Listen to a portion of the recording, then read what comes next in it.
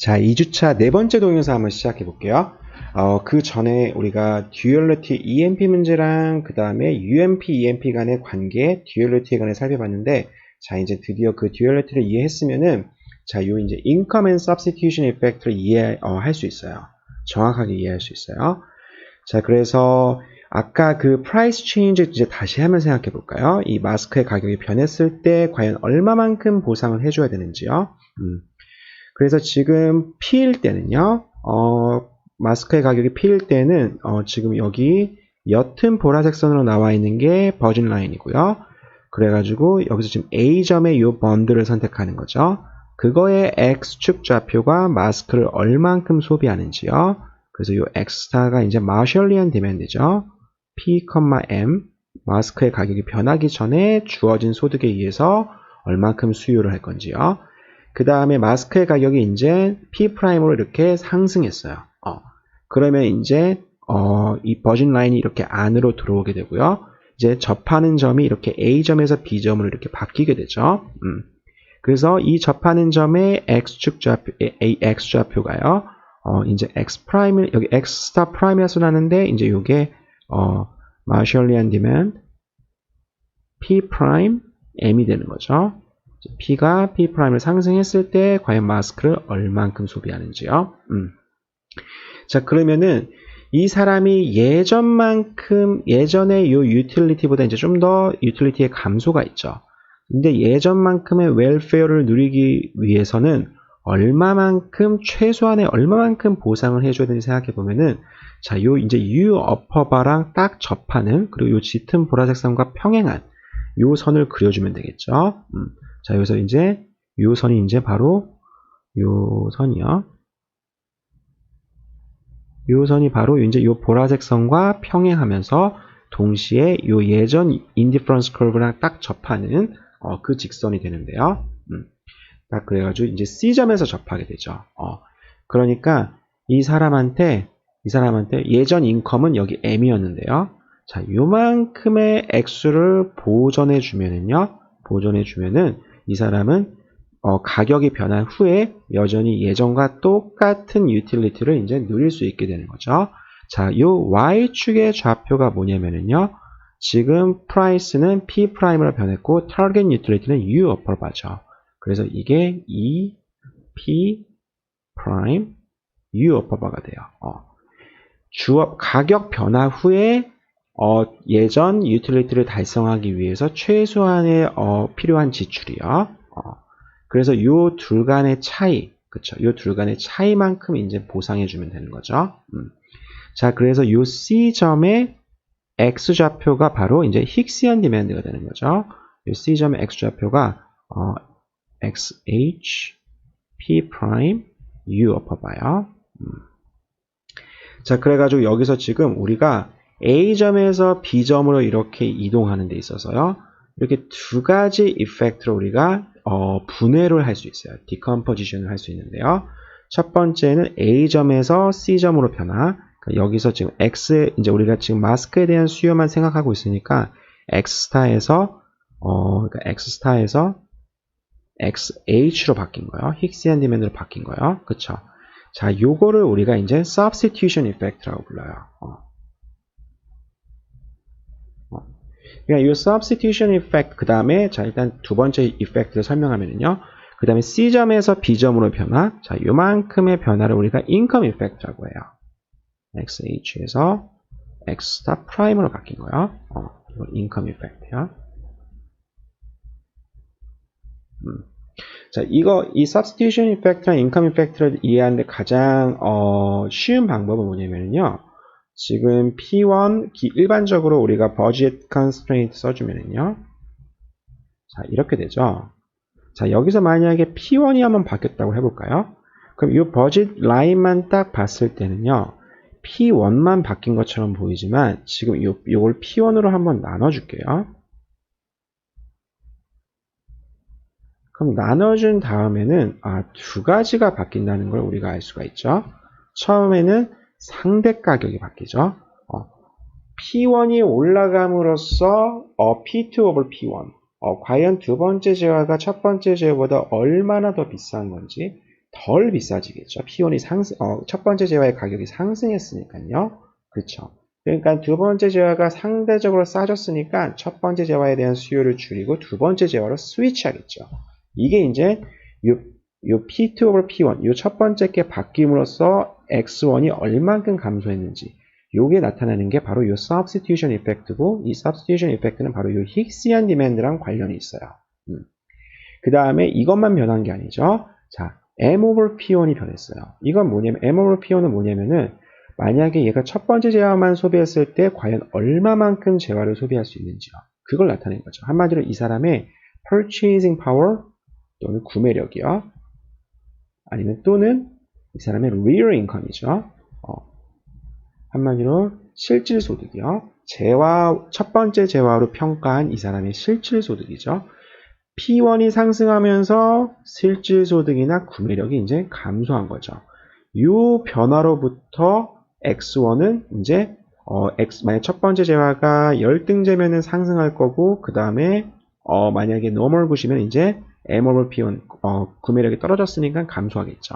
이게 바로 이 구매력의 변화로부터 나오는 요 이제 수요의 변화, 이게 바로 income effect예요. 이렇게 두 가지로 구분할 수 있는데, 자 이제 일단 슬러스키 이퀘이션 설명할게요. 그러니까 substitution effect는 A에서 C로 변화, 그래서 힉시안 디맨드에서 이제 마셜리안 디맨드 빼준 거예요. 그 다음에 요 둘 간의 차이요. 그 다음에 나머지는 income effect요. 그래서 substitution effect는 relative price가 변하면서 나오는 수요의 변화요. 그 다음에 income effect는 구매력의, 소비자의 구매력의 변화로부터 나오는 소비의 변화요. 그래서 그거는 변한 마셜리안 디맨드 펑션에서 중간에 있는 힉시안 디맨드 빼준 거예요. 이 둘 간의 차이가 income effect가 돼요. 그래서 아까 그래프로 가면은 자, 요게 income effect, 그 다음에 이 초록색에 나타내는 요게 substitution effect가 되는 거죠. 자, 그래가지고 요 두 개를 한번 더해 볼까요? substitution, income effect 더해주면은 자, 여기 요 힉시안 디맨드가 서로 이렇게 지워지는 거 알 수가 있죠. 그래서 오른쪽에 남는 건 결국 뭐냐면은 마셜리안 디맨드 펑션의 차이죠. 총 A에서 C, 한 번 C로 거쳐간 거니까 C 빼주면은 총 변화라고 우리가 얘기할 수 있네요. 그래서 가격의 변화로부터 나오는 total effect요. 줄여서 total price effect요. 그러니까 우리나라 말로 쉽게 얘기하면 총 효과죠. 이 총 효과는 substitution과 income effect로 이렇게 decomposition 가능하다. 자, 요게 이제 슬러스키 이퀘이션이에요. 아마 이거 미시경제학 공부하면은 이 이퀘이션 많이 봤을 거예요. 이렇게 구분 가능하다는 거예요. 자, 근데 여기서 제가 지금 강조하고 싶은 건 뭐냐면은 이 슬러스키 이퀘이션이 과연 왜 중요한지요? 이게 왜 미시경제학의 핵심인지 이제 그게 중요한 건데요. 자, 이제 이게 미시경제학 책에 나와 있는 데도 있고 그렇지 않은 데도 있어요. 우리는 왜 이게 중요한지 한번 생각해볼게요. 첫 번째는 뭐냐면은요. 이 슬러스키 이퀘이션은요. 언제 디맨드 펑션이요. 그러니까 디맨드 커브죠. 그러니까 가격에 관한 그 수요 함수요.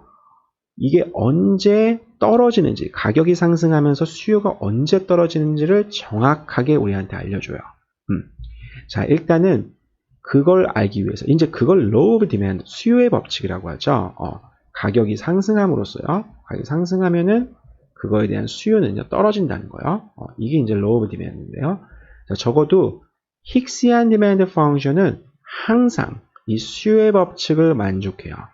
그래서 우리가 만약에 J와 I에 대한 힉시안 디맨드 펑션을요, J와 I의 가격으로 우리가 미분을 해주면은 이거는 항상 0보다 같거나 작아요. 이 말은 힉시안 디맨드는 자신의 프라이스에 대해서 항상 감소하는 함수예요.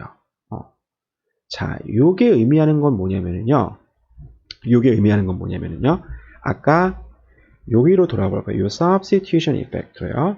그러면은 우리가 요 듀얼리티에 의해서요. 요 x 스타 pm을 어떻게 쓸 수 있냐면요. x 스타 pm은 뭐냐면은 아까 요 a점의 좌표였거든요. a점의 좌표요. 그렇죠? 그럼 요 a점은 우리가 아까 듀얼리티에 의해서 어떻게 x 스타 pm은 어떻게 써줄 수 있냐면요. 가격이 지금 P죠. 이 A점은 지금 옛날 가격과 그 옛날 유틸리티가 정확히 접하는 점이거든요. 그러니까 이거는 P, U 어퍼바랑 같다는 걸 알 수 있죠.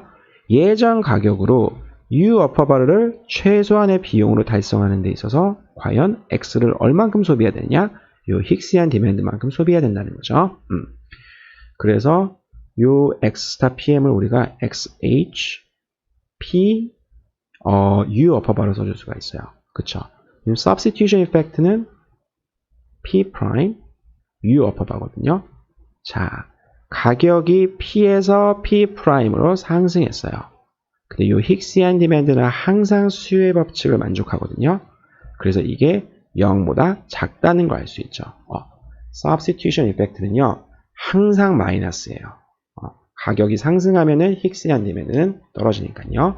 그래서 이 힉시안 디맨드를 우리가 어떻게 해석할 수 있, 이 substitution effect를 우리가 어떻게 설명할 수 있냐면은 가격의 변화에 따른 힉시안 디맨드 펑션의 변화라고 이렇게 해석할 수도 있어요.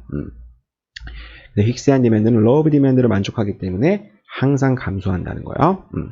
자, 요거에 대한 증명은 제가 다음에 한번 시간이 남을 때 한번 해볼게요. 이건 되게 증명이 간단하거든요.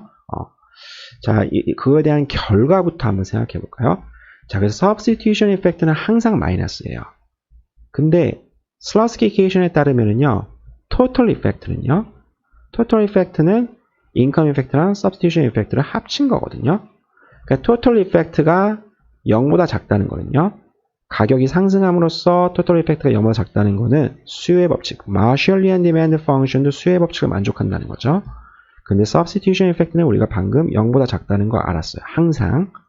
그러면은 이 전체 오른쪽에 total effect가 0보다 작으면은 어떻게 될까요?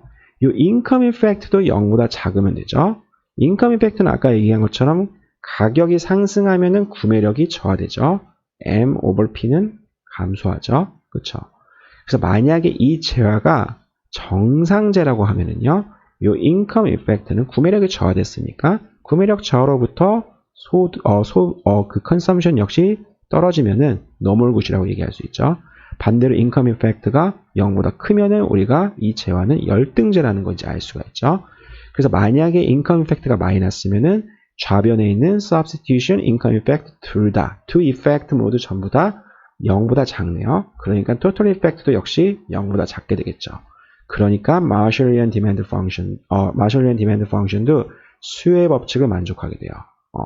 자, 이게 중요한 거예요. 우리가 보통은 수요 함수가 이렇게 감소한다고 얘기를 하지만 항상 이렇게 감소하는 게 아니에요. Marshallian demand function은 항상 이렇게 감소하지 않아요. 어느 순간 이렇게 이렇게 가격이 이렇게 오르면서 수요가 이렇게 증가할 수도 있어요. 한마디로 우리가 지금까지 내렸던 그런 가정이요. preference에 있는 가정하고 5가지 가정했죠. completeness부터 그 convexity까지요. 5가지 가정으로 우리가 utility function이 존재한다는 거 알았죠? 그리고 소비자가 기본적으로 주어진 budget constraint에서 utility를 가장 극대화해 준다는 거 그것도 역시 알았어요. 그런 가정 하에서도 불구하고 우리가 수요 함수가 항상 수요의 법칙을 만족하는 건 아니에요. 이렇게 오를 수도 있고 우리가 이런 재화에 대한 이름이 있죠. 이걸 우리가 기펜굿이라고 하죠. 이렇게 가격이 상승함으로써 오히려 수요가 증가하는 거예요. 이런 걸 이제 기펜굿이라고 하는데 이런 걸 우리가 배제할 수가 없어요. 자, 근데 우리가 기본적으로 이 슬러스키 이퀘이션을 이용하면은요. 만약에 재화가 정상재라고 하면은 수요의 법칙을 만족한다는 거죠. 그래서 이렇게 떨어진다는 거죠. 그래서 우리가 언제 수요의 법칙을 만족하지 않냐? 최소한 수요의 법칙을 만족하기 위해서는 그 재화는 열등재여야 돼요. 열등재여야지만 우리가 이렇게 가격이 상승함으로써 수요도 증가하는 이런 기펜굿을 우리가 만들어낼 수가 있어요. 그러니까 슬러스키 이퀘이션이 왜 처음으로 중요하는지 첫 번째 이유는요. 언제 이 이퀘이션은 우리가 언제 수요의 법칙이 성립하는지 그래서 우리가 언제 좀 인투이티브한 가격이 상승하면 수요는 줄어드는 이런 수요의 법칙을 만족하는지 그거에 대한 정확한 조건을 제시해 준다는 거죠. 그게 바로 이제 재화가 정상재면은 수요의 법칙을 만족한다는 거예요. 자, 두 번째로 중요한 게 아까 제가 처음에 이제 좀 되게 길었죠. 돌고 돌고 돌아서 결국 여기까지 왔는데 과연 얼마만큼 보상을 해줘야 되는지, 얼마만큼 보상을 해줘야 되는지요. 자, 여기에 대해서 여러분들이 미시경제 원론 시간 때 배운 게 있어요. 바로 컨슈머 서플러스거든요. 컨슈머 서플러스는 건 뭐냐면은 디맨드 커브가 이렇게 감소한다고 하면요, 프라이스가 만약에 여기에서 형성이 됐어요. 그러면은 이 삼각형의 넓이가 프라이스가 여기서 형성됨으로써 이만큼의 소비자 잉여가 발생하는 거죠. 근데 만약에 가격이 P'으로 올랐어요. 그러면은 소비자 잉여는 이만큼이 되겠네요. 그러니까 한마디로 소비자의 웰페어는 이만큼 감소한다고 할 수가 있죠. 자, 이 매저는요, 좋지 않은 매저예요. 장점이 있고 단점이 있어요. 장점은 뭐냐면은 일반적으로 마셜리안 디맨드 펑션은 우리가 눈에 보이는 함수예요. 가격 눈에 보이죠. 사람들의 소득 역시 눈에 보이죠. 그래서 이 마셜리안 디맨드 펑션은 우리가 좀 더 쉽게 에스티메이트를 할 수가 있어요. 근데 여기서 문제는 뭐냐면요, 아까 그 마스크 그 가격 그 이그샘플과 똑같거든요. 1,000원일 때는 4개, 근데 2,000원일 때는 2개. 그래서 이 사람한테 총 4,000원. 예전에 그런 웰페어를 누리기 위해서는 한마디로 이 사람이 웰페어가 얼마큼 감소했냐? 4,000원만큼 감소했다. 이렇게 얘기하는 거는요, 이 컨슈머 서플러스를 기반으로 이제 얘기한 거거든요. 근데 이 컨슈머 서플러스는 substitution effect를 정확하게 반영 안 하고 있어요. 자, 그래서 우리가 이 슬러스키 이퀘이션을 이용해가지고 두 번째 중요한 건 뭐냐면은 정확한 이 사람한테 해줘야 되는 보상이 뭔지 그거를요, 이 컨슈머 서플러스보다는 좀 더 정확한 예측을 할 수 있다는 거죠. 자, 근데 여기서는요, 이 정확한 보상을 위해서는요, 두 가지 매저가 존재해요. 첫 번째 매저가 뭐냐면은 equivalent variation이라는 거예요. 자, 일단 여기서 지금 예전에는 이게 지금 타임라인인데요. 예전에는 마스크의 가격이 P였는데 딱 이 시점에서 가격 변화가 발생해서 가격이 P에서 P'으로 올랐어요. 그럼 만약에 예전 시점에서요, 지금 여기 서 있어요. 예전 시점에서 이 소비자가요, 원래는 VPM만큼의 유틸리티를 누리고 있었는데요. 가격이 변함으로써 VP'M의 유틸리티를 누리고 있는 거죠. 그쵸? 그래가지고 이 사람의 유틸리티가 기본적으로 감소하는데요. 이 감소한 거를 지금 시점에서 바라봤을 때 과연 얼마만큼의 유틸리티가 감소했는지, 그러니까 이 유틸리티의 감소랑 동등한 베리에이션은 무엇인지 지금 시점에서요. 이게 바로 equivalent variation이에요. 자, 그래프를 이용해서 좀 더 쉽게 설명해볼까요? 그래서 equivalent variation은 뭐냐면요, 지금 현재 가격, 그러니까 옛날 가격이죠. 요 시점이죠. 요 시점에서 과연 프라이스가 이렇게 변하면은 유틸리티의 변화가 생길 건데, 그 유틸리티의 변화를 지금 시점에서 그거를 매저를 하면은 과연 얼마만큼 그거랑 동등한 변화는 무엇인지, 그래서 welfare change랑 동등한 그러한 소득 변화는 무엇인지 그거를 예전에 이 시점에서 매저한 게 equivalent variation이에요. 자, 그래서 지금 여기서 이거 그래프가 약간 잘못됐는데, 자, 이 그래프 한번 볼까요? 자, 이 그래프 보면은 예전에 가격이 이 옅은 보라색 선이었고요. 그 다음에 짙은 보라색 선이 지금 현재 가격이에요. P'이고요. 이건 P예요. 그러니까 유틸리티가 이만큼 떨어진 거 알 수 있죠? 그쵸?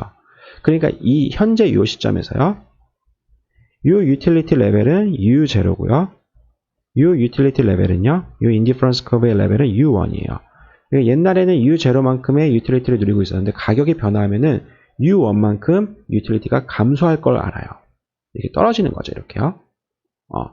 자, U1-U0 이만큼 떨어지는데 이거에 대한 이걸 과연 돈으로 바꿨으면은 과연 얼만큼 될까요? 이거를 이제 지금 시점에서 생각해 보면은 현재는 가격이 P거든요. 아직 변하지 않았어요. 변화할 게 이제 예상되는 거죠. 그러면은 이 보라색 점선이 의미하는 건 뭐냐면은 U0에서 U1만큼 떨어지죠. 그럼 U1을 현재에서 최소한의 비용으로 달성하게 가능한 그게 얼마냐면요, 딱 요만큼이죠.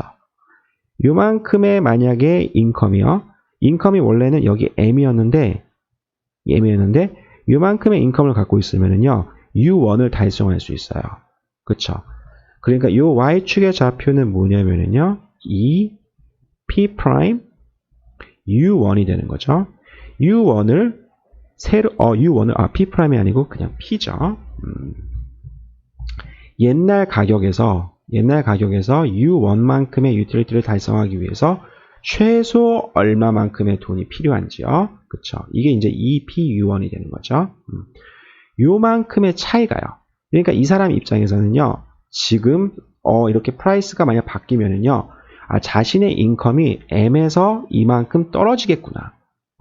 요 차이가 U1과 U0의 차이를, 돈으로 바꿔준, 이런 걸 이제, monetary rise라는 단어를 쓰거든요. 돈으로 바꾼다는 거요. 돈으로 환산한 그 액수가 돼요.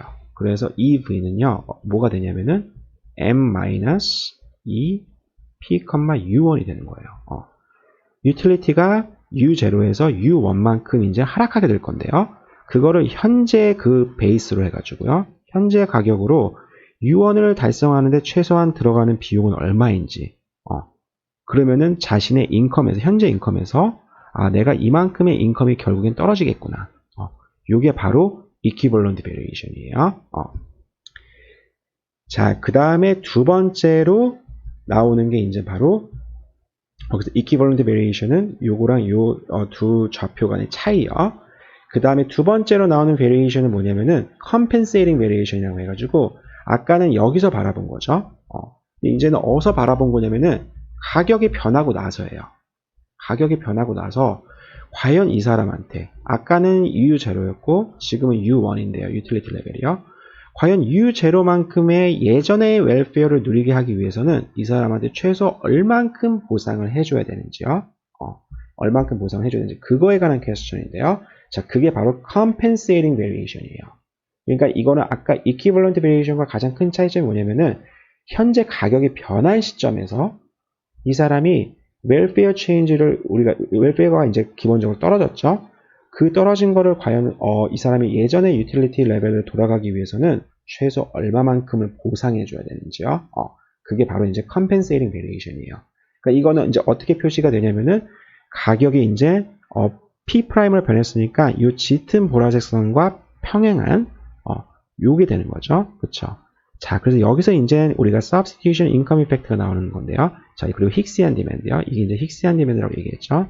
자, 그리고 여기 요 점이 바로 이제 뭐가 되냐면은 이 P 프라임 U0가 되는 거죠. 이게 지금 U0, U1이니까요. 기존의 U0만큼의 유틸리티를 현재 P 프라임이라는 가격에서 달성하기 위해서는 최소 얼만큼 필요한지요. 이 사람은 현재 지금 인컴 M밖에 안 갖고 있거든요. 그러니까 최소 요만큼의 돈이 더 필요한 거죠. 이게 바로 compensating variation. 그래서 EP prime U0 마이너스 M이 돼요.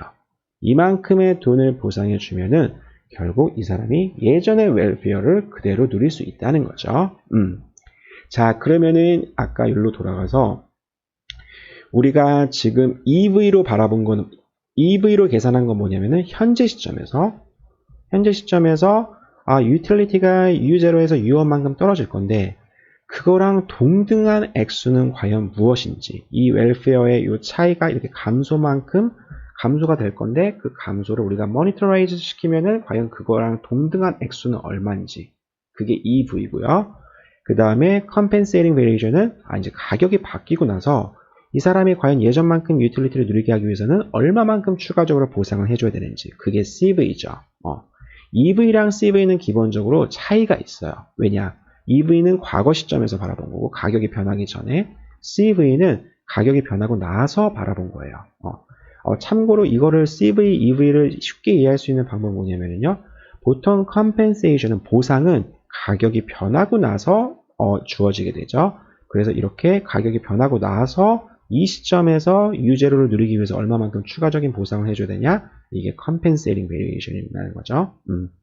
그래서 우리가 이 두 가지 매저 중에 과연 뭐를 써야 되는지, 그거는요, 이 과연 가격 변화가 예상 가능하냐 가능하지 않냐에 달려 있어요. 만약에 프라이스가 미리 가격 변화가 예상이 돼요. 오일 프라이스가 갑자기 오일샥이 와가지고 오일이 상승했네요.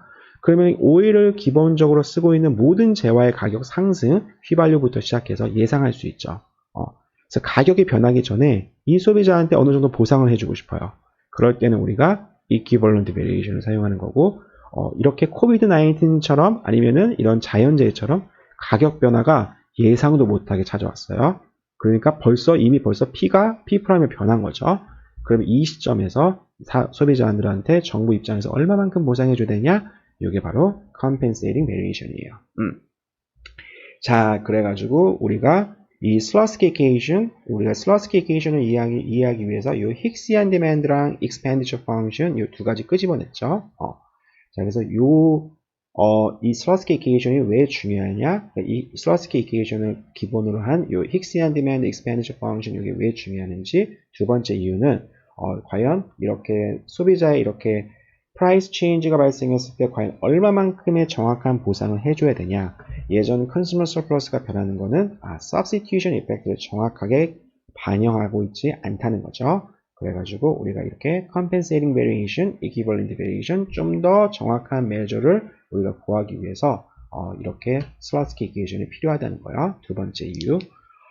여기까지가 제 생각에는 컨슈머 theory의 가장 핵심이에요. 그러니까 기본적으로 UMP로부터 나오는 Marshallian Demand Function, 그 다음에 EMP로부터 나오는 Hicksian Demand Function.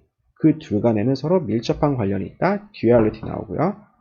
그래서 그 Duality로부터 나오는 Slusification, 그렇죠? 그리고 또 그 Duality로부터 나오는 이런 정확한 Welfare Change를 measure할 수 있는 이러한 Variation 방법, 이런 Equivalent 또는 그 Compensating Variation이요.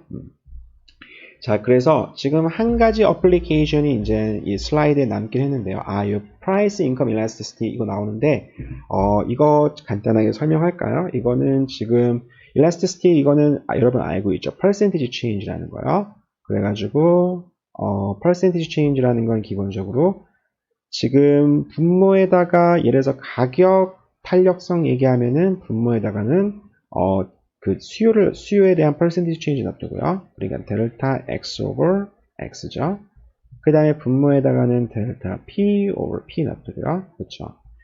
자, 그래가지고 이 델타 x 이거 델타 x over 델타 p 그 다음에 p over x 이렇게 써줄 수 있죠. 그래서 이렇게 이제 요 변화가 줄어들면 줄어들수록 이렇게 derivative form으로 이렇게 써줄 수가 있거든요. 자, 이걸 elasticity라고 얘기를 해요. 그래서 이 elasticity는 기본적으로 소비가 과연 가격과 소득에 따라서, 가격 탄력성은 가격의 변화에 따라서, 소득 탄력성은 소득의 변화에 따라서 디맨드가 얼만큼 변화하는지 그걸 나타내는 건데, 이 elasticity의 장점은 뭐냐면은 단위랑 상관이 없다는 거죠. 왜냐? 이렇게 percentage로 계산했기 때문에 단위가 여기서 캔슬이 되거든요. 그러니까 수요를 예를 들어서 휘발유에 대한 수요를 리터로 할 거냐, 갤런으로 할 거냐, 아니면은 밀리미터로 할 거냐. 그거랑 상관없이 이 일라스티시티는 동일한 숫자를 제공해 준다는 거에 대해서 장점이 있어요. 자, 그래가지고 이렇게 컵 더글라스 유틸리티 펑션 있을 때 프라이스 인컴 일라스티시티 구하는 거요. 이거 제가 Q&A 시간에 한번 다뤄볼게요. 그 다음에 마지막으로 디맨드 펑션이 심지어 이렇게 리니어한다 하더라도 일라스티시티는 다른 값을 가져요. 이 선 위에서요. 그러니까 리니어하다는 건 기본적으로 소비자가 가격 변화에 따라서 정확하게 그 변화하는 그 유리, 그 rate of change가 이렇게 일정하다는 얘기거든요. 그런데도 불구하고 탄력성은요, 이 정확히 가운데 점에서 탄력성은 1이 되고요. 그래서 여기서 이 점이 이제 unit elastic이라고 하죠.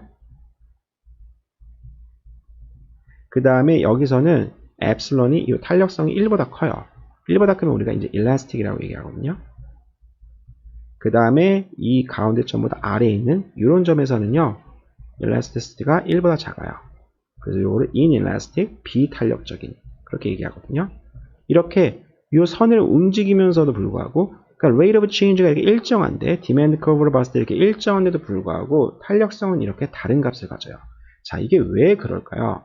왜냐하면은 이 탄력성은 기본적으로 percentage change를 매주하고 있기 때문이에요.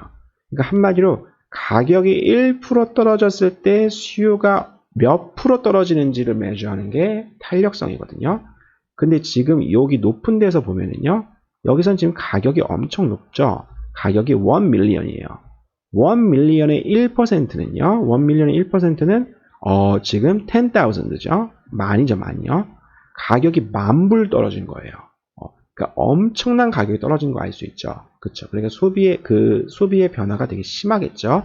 그러니까 1% 같은 1%라고 해도 똑같은 양이 아니라는 거죠. 그러니까 여기서는 소비의 변화가 심하니까 일라스틱하고요. 반면에 여기서는요, 가격이 엄청 낮죠. 그래서 1달러예요. 1달러의 1%라고 하면은 1센트죠. 0.01달러 줄어든 거죠. 가격 변화가 1%라 하더라도 여기서 1%랑 여기서 1%가 다른 거죠. 그래서 0.1센트 떨어졌을 때 소비가 얼만큼 변하냐? 별로 안 변하겠죠. 그래서 탄력성은 여기서는 inelastic 하게 돼요. 그래서 이렇게 linear demand function에도 불구하고 그 점을 따라서 위에서 이렇게 이동하다 보면은 위에서는 탄력성이 되게 높고요. 가운데 점에서는 정확하게 uninelastic하고 아래로 내렸을 때는 inelastic하다는 거예요. 이런 것만 알면은 제 생각에 탄력성이라는 개념은, 탄력성은 솔직히 되게 중요한 개념이라서 되게 여러 가지 토픽에 등장하긴 하는데요. 일단 여기서는 elasticity가 과연 뭔지 거기에 관해서만 짧게 얘기하고, 우리 이제 General Equilibrium Theory 얘기할 때 좀 더 탄력성에 관해서 많은 얘기 해보도록 해요. 자, 그래서 여기까지 끝났으면 이제 진짜 어플리케이션 제외하고 이제 제가 다 끝낸 건데, 소비자의 기본적으로 이론은 제가 다 이제 정리를 했다고 생각하거든요. 그래서 중요한 개념만 제가 설명했는데도 시간이 꽤 많이 걸리네요. 어쨌든 제가 Q&A 시간에 남은 거 어플리케이션과 몇 가지 example 좀 더 달아보고 여러분들의 질문 받고, 그 다음 주에는 우리 생산자 이론으로 한번 넘어가 볼게요. 오늘 정말 수고 많았고요. 이번 주 한 주 동안 이 영상 보고 공부한 다음에 저한테 피드백 남겨주세요.